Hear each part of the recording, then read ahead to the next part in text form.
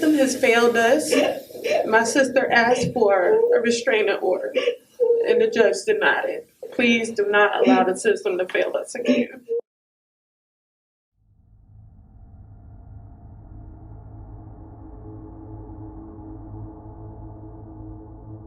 Previously, a Florence County family court judge denied 29-year-old Taylor McFadden Robinson's petition for an order of protection against her husband due to failure to prove facts. Instead, the judge advised them to get attorneys and file a divorce action. Sadly, less than 1 month before her final divorce hearing, Taylor's husband has been charged for murder after she was found unresponsive Sunday at her home.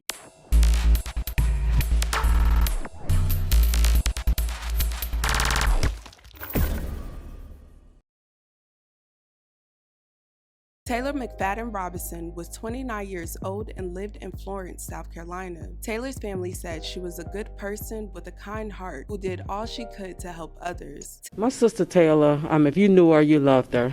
She was all about family, all about unity. If she could help you, she would. Taylor was doing fabulous in her career. The popular realtor specialized in helping families accomplish their real estate goals, rather buying, selling, or investing in real estate. Her sister Renee Fulton said that she loved making families' dreams come true and was well on her way to starting more businesses.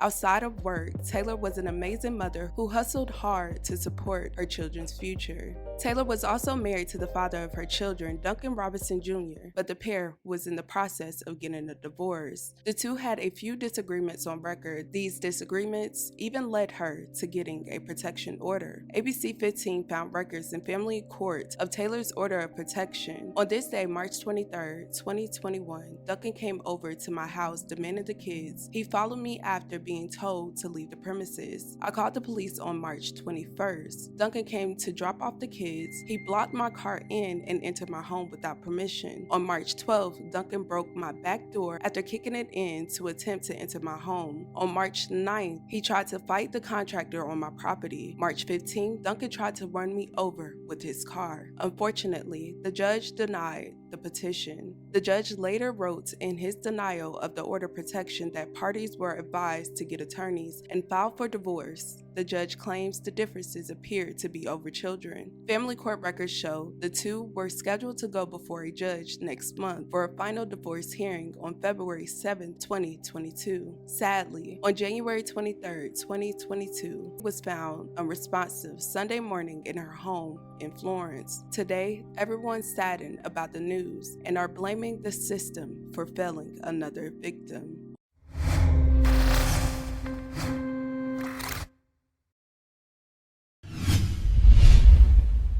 Jennifer, the 29-year-old, was a very popular real estate agent here in Florence. Her family is extremely emotional over her death and says the court system failed her.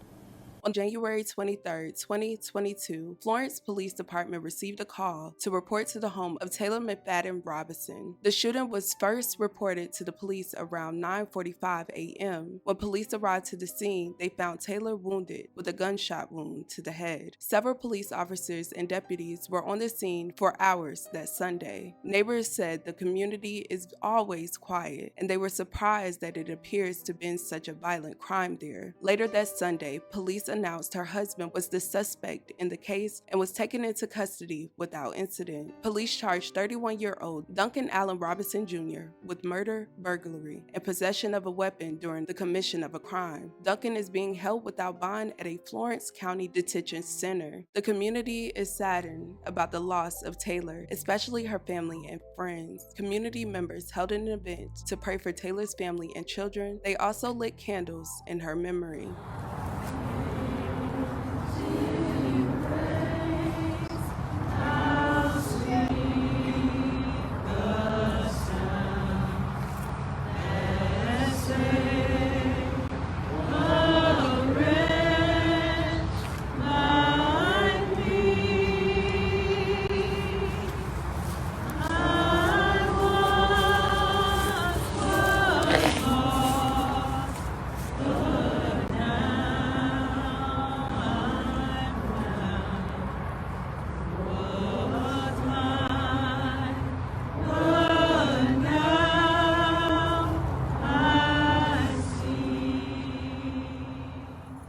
This story is completely devastating. I will continue to pray for her friends and family, especially her children. This is not the first time I reported on a case like this. The court system has to do better when it comes to protection orders. You guys, let me know your thoughts and your opinions about this case. Let's please respect the families, friends, and the victim. Thank you guys so much for watching. Love you guys. And with that being said, don't forget to check on your loved ones.